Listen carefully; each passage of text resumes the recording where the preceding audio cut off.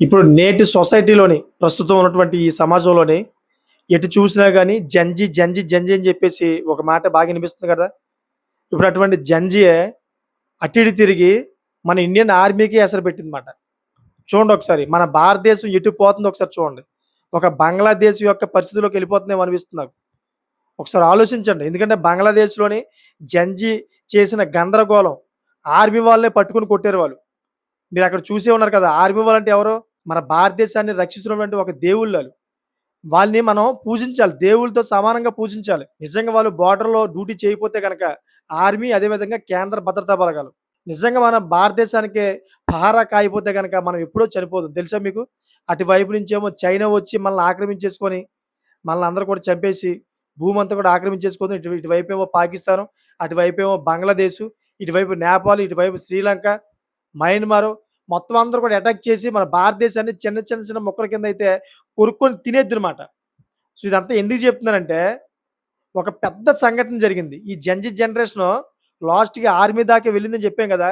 అటువంటి సంఘటన ఒకటి జరిగింది. ఇప్పుడు ఎటు చూసినా గాని, సోషల్ మీడియాలో ఎక్కడ చూసినా గాని, ఆ వీడియో తెగ వైరల్ అవుతోందన్నమాట.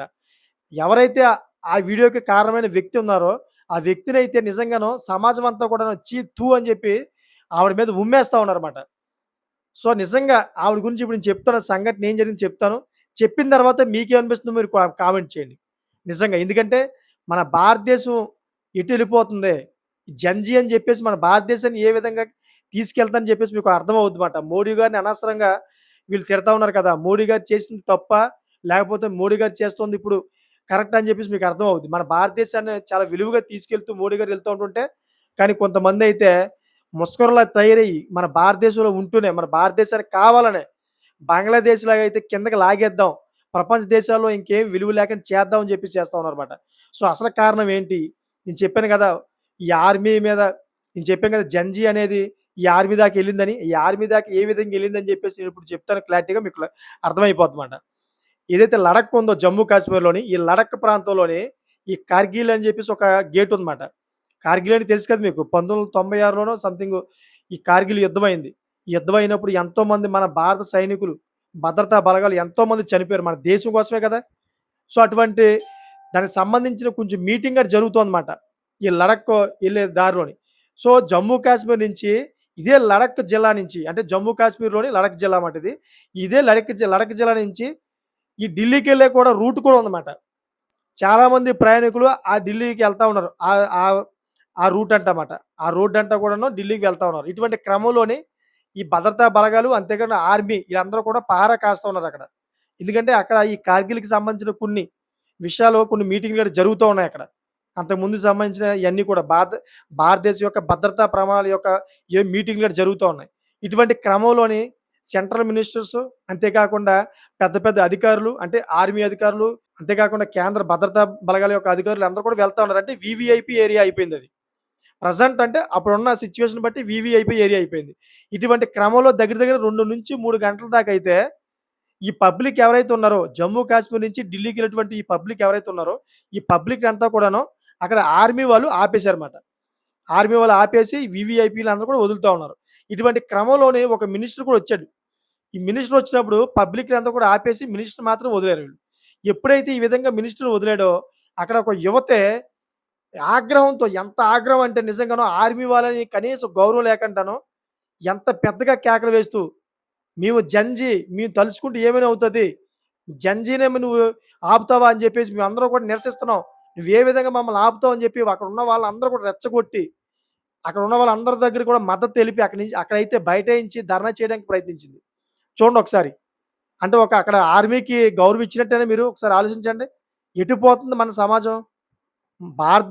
భారతదేశాన్ని కాపాడుతున్నటువంటి ఒక ఆర్మీని ఈ విధంగా మీరు ప్రశ్నిస్తూ ఉంటుంటే, లాస్ట్‌కి ఆర్మీ మీద దాడి చేయరని చెప్పేసి ఏంటి నమ్మకం? ఒక బంగ్లాదేశ్‌లో జరుగుతున్నటువంటి సంఘటనలు ఏవైతే ఉన్నాయో అటువంటి సంఘటనలు ఇక్కడ తీసుకొద్దాం అని చెప్పేసి కొంతమందైతే ప్రేరేపిస్తా ఉన్నారు. సో, అటువంటి వాళ్ళ ముసుగులో పడ్డారంటే నాకు తెలిసిన మట్టుకైతే మన భారతదేశం మొత్తం అంతా కూడా పాడైపోద్ది. మన భారతదేశాన్ని చాలా కష్టపడి ప్రపంచ దేశాల్లోనే ఒక నాలుగో దేశంగానో లేదా ఒక మూడో దేశంగానో ఇప్పుడు పెట్టారు. అంటే కొన్ని కొన్ని విషయాలు నాలుగో దేశంగానో, మూడో దేశంగానో ఉన్నాయి. మన ప్రపంచ పటంలో చూసుకుంటే గనుక ఎన్ని దేశాలుంటాయి? ఒకసారి ఆలోచించండి ఒకసారి ఎన్ని దేశాలున్నాయో.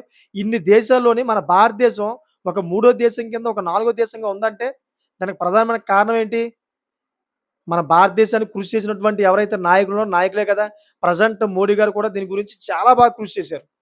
నిజం చెప్పాలంటే ప్రపంచ స్థాయిలో మన భారతదేశాన్ని తీసుకెళ్ళి నిలబెట్టారు. ఎక్కడికెళ్ళినా గాని మన భారతదేశానికి ఒక గౌరవం ఉంది. ఒక రకంగా చెప్పాలంటే మోడీ గారు ఒక మాట చెప్తే అక్కడ ఇజ్రాయెల్ కూడా వింటది మాట.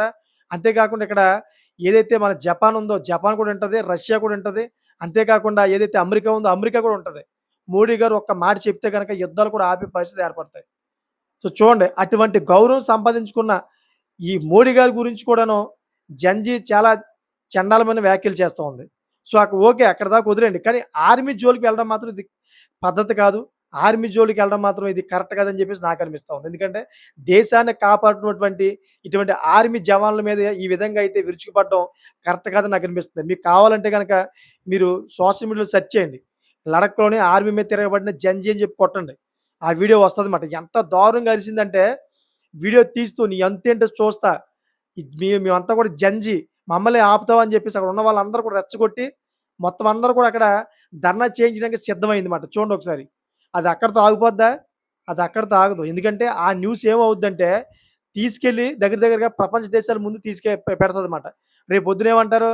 జంజీ అనేది రేపొద్దున ఏమంటారు? ప్రపంచ దేశాల్లో న్యూస్ గట్టా వైరల్ అవుద్ది కదా! భారతదేశంలో కూడాను జంజీ ఏదైతే ఉందో జంజీ ఇండియన్ ఆర్మీ మీద దాడి చేసింది ఇంకా ఇండియన్‌కి మొత్తం అయిపోయింది. దిగజారిపోయింది. ఇంక ఇండియన్ ఏం చేయలేదింక. వాళ్ళు పొలిటికల్‌గా వాళ్ళ పాలిటిక్స్ అంతా కూడా మొత్తం గందరగోళం అయిపోయింది అని చెప్పేసి విపరీతంగా వాళ్ళు రాస్తారన్నమాట. దీనివల్ల మన ఇండియా యొక్క గౌరవం మొత్తం అంతా పోద్దన్నమాట.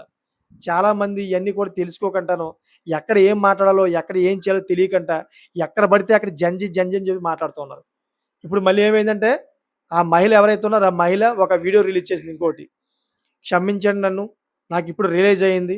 ఎందుకంటే మన భారత ఆర్మీ ఎంత గొప్పదో, కేంద్ర భద్రతా బలగాలు ఎంతో గొప్పయో ఇప్పుడు తెలిసింది నాకు. అప్పుడేంటంటే అసహనంతోటి అంతసేపు మమ్మల్ని ఆపారని చెప్పేసి అసహనంతోటి నేను అలాగా జంజీ అని చెప్పేసి వ్యాఖ్యలన్నీ కూడా నేను చేశాను. దయచేసి నన్ను క్షమిస్తారని భారత ప్రజలందరూ కూడా అని చెప్పేసి ఒక వీడియో రిలీజ్ చేసిందన్నమాట. ఎందుకంటే ఆ వీడియో వైరల్ అయిన తర్వాత మొత్తం యావత్ భారతదేశం అంతా కూడా ఆవిడ మొఖం మీద ఉమ్మేసిందన్నమాట. నిజంగా ఇటువంటి ఆడదాన్ని కన్నా వాళ్ళ తల్లిదండ్రులు ఎవరైతే ఉన్నారో వాళ్ళు నిజంగా పాపం చేసుకున్నారని చెప్పేసి విపరీతంగా కామెంట్లు చేశారు. మామూలుగా కాదు. ఎందుకంటే భారతదేశాన్ని రక్షించినటువంటి ఒక ఇండియన్ ఆర్మీని ఈ విధంగా దిగజారుద్దాం అని చెప్పి అనుకుంటదా? ఈ విధంగా పరువు తీస్తదని చెప్పేసి విపరీతంగా అయితే ట్రోల్ చేశారన్నమాట. ఎప్పుడైతే ఈ విధంగా వైరల్ అయిందో ఆ అమ్మాయి అయితే కిందకి దిగి తను మాట్లాడిన వ్యాఖ్యలను కూడా వెనక్కి తీసుకుందన్నమాట. సో ఏది ఏమైనా గాని మన భారతదేశం కాపాడుతున్నటువంటి ఈ ఆర్మీ జోలికైతే ఎవరు వెళ్ళకూడదు. ఏమైనా ఉంటే గనక మీరు పొలిటికల్‌గా చూసుకోవాలి గానీ ఆర్మీ జోలికి మాత్రం వెళ్ళకూడదు. సో గుర్తుంచుకుంటారని కోరుకుంటున్నాను. సో ఈ అమ్మాయి చేసింది కరెక్టా? కాదా? అని మీకేమనిపిస్తే గనక అది కామెంట్ చేయండి. ఈ కామెంట్ ఎలా ఉండాలంటే ఈ సొసైటీకి ఉపయోగపడే విధంగా ఉండాలన్నమాట. అటువంటి కామెంట్ చేస్తారని కోరుకుంటున్నాను. చూసారు కదా! ఇటువంటి లేటెస్ట్ ఇన్ఫర్మేషన్ ఎప్పుడు కూడా నేను తీసుకొస్తా ఉంటాను.